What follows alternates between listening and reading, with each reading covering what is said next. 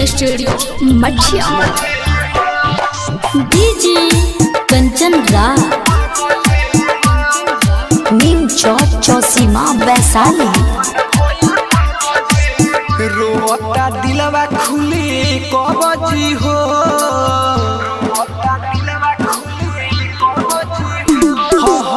रोता दिलवा खुली कहबजी हो रोता दिलवा खुली कहबजी हो कैसे जियब हमारा बजी हो अब बहन भइल पबजी हो कैसे जियब हमारा बजी हो अब बहन भइल पबजी हो।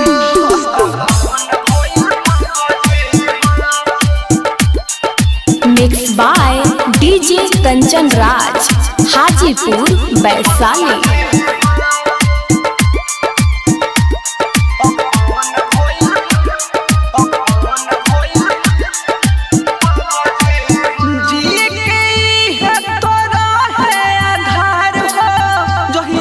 छोड़ले रहे हमार प्यार हो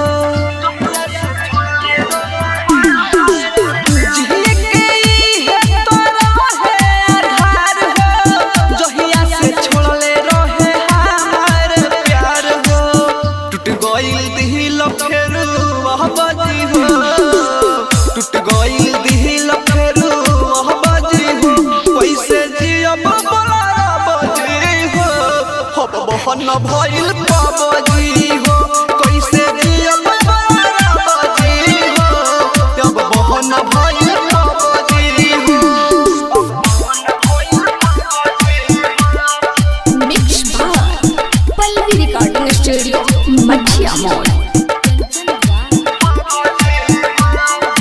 नीम चौक चौसीमा वैशाली।